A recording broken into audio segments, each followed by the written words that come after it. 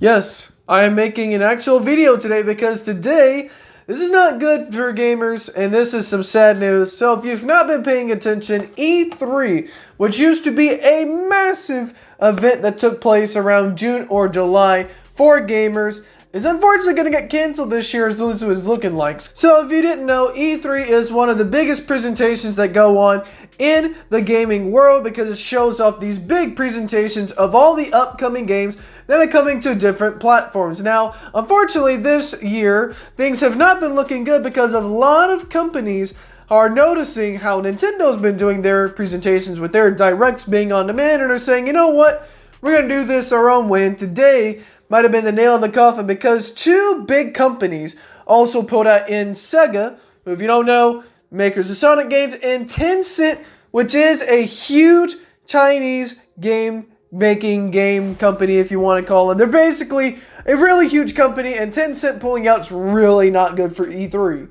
Now, the reason this is sad is because I remember back in 2017, 2018, where these presentations were huge, and mainly, where there's this dumb debate of which console's better, PlayStation or Xbox or Nintendo or PC. And really, now that we've gone through the pandemic, I think we can all understand that it doesn't matter what console you play on, as long as you have a console that can play some really good games at really, really good graphics. Nobody really cares. It's just like the iPhone Android the debate back then. Where, speaking of those companies, Xbox, Nintendo, and Sony, earlier, all three of them pulled out of E3 as well, which really made people question, well, what's the point of going to E3 if those are the three biggest companies that a lot of people know?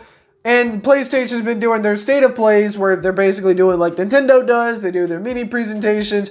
Xbox or Microsoft, I imagine, is going to do the same, where they pre-record, or if they have an audience, it's going to be a small one like we saw with Microsoft showing off their AI stuff coming through. And also Nintendo, I'm sure, is going to do a direct sometime in June or July for the second half of whatever games they're putting out. And really, as a gamer, it's kind of sad because, as you know, this channel is mainly gaming, and a lot of the new games that come out are announced during E3.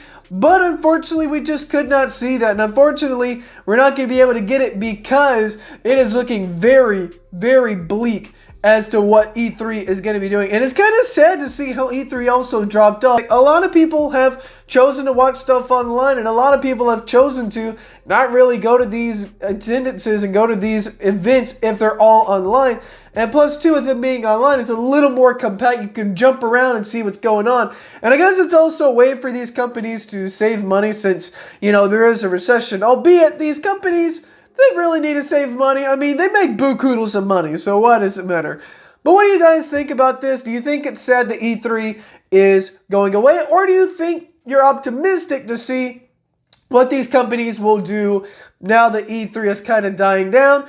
And if you made it all the way to the end of this video, make sure you leave a like. And for more content, you know what to do. Make sure you subscribe with notifications on.